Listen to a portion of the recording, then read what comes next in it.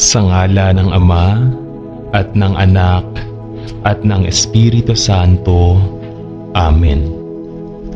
Panginoong Banal, ako po ay taos-pusong nagpupuri, naghahandog ng iyong panalangin at sumasamba sa iyo. Sa iyo nagbuhat ang hininga ng aming mga ilong at ang buhay ng aming kaluluwa. Ikaw ang pinanggagalingan ng mga biyayang natatanggap namin sa araw-araw. At sa bawat sandali at oras ng aming buhay, kami ay nasa ilalim ng iyong kapangyarihan. Sa pamamagitan ng kapangyarihan ding ito, Ama. Sa gabing ito, Ama, ako ay lumalapit at may kababaang loob na dumudulog at humihingi ng iyong kapatawaran sa aking mga nagawang kasalanan.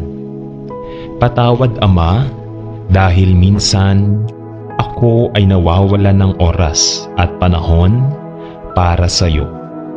Kawalan ng devotion at pagbubulay ng iyong mga salita.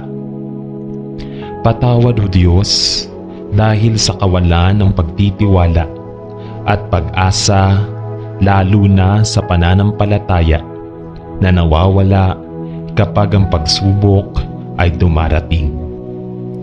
Panginoon kong Hesukristo, ako'y nagkasala sa iyong kabutihang walang hanggan.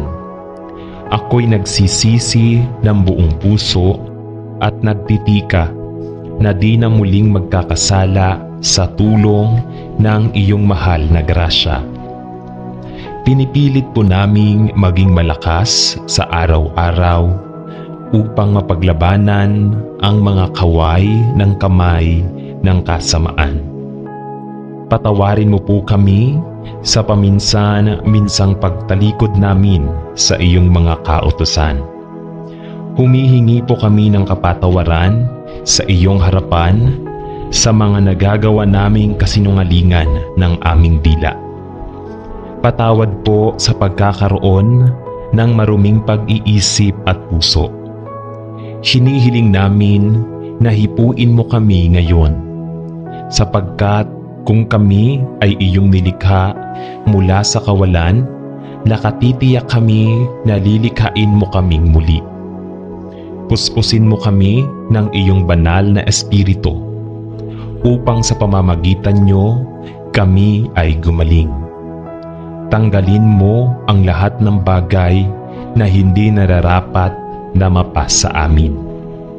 Hilumin mo ang aming pagiging sugatan.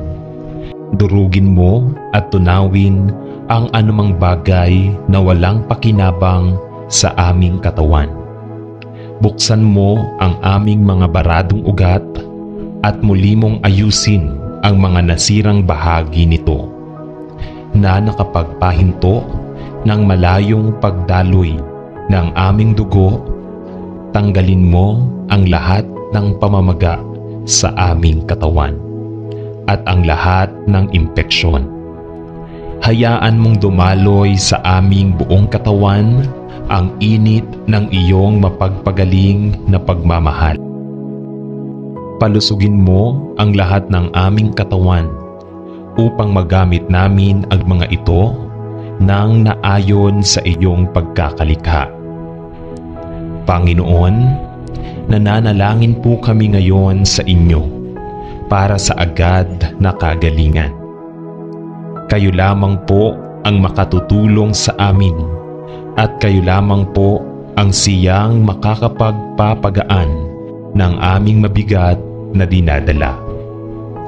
Tulungan mo po kaming labanan ang mga paghihirap na ito upang maipagpatuloy pa namin ang mga mabubuting gawain at mga balakin na kanyang ginagawa. Bigyan mo po kami ng kalakasan upang makabangon sa banig ng karamdaman. Gawaran po ninyo kami ng inyong mapagpalang kapangyarihan upang malagpasan ang lahat ng mga pagsubok na ito. Pagalingin niyo po sa sakit at karamdaman ang aking mga mahal sa buhay at palayain sila sa kanilang mga dinaramdam at kalagan ng tanikala na dulot ng kalungkutan. At sa lahat ng ito, Ama, ibalik mo ang kalusugan ng aming kaluluwa, puso at isipan nang sa gayon ay mapaglingkuran ka namin sa nalalabing panahon pa ng aming buhay. Hinihiling namin ito sa pamamagitan ni Kristo Jesus na aming Diyos at tagapagligtas. Amen.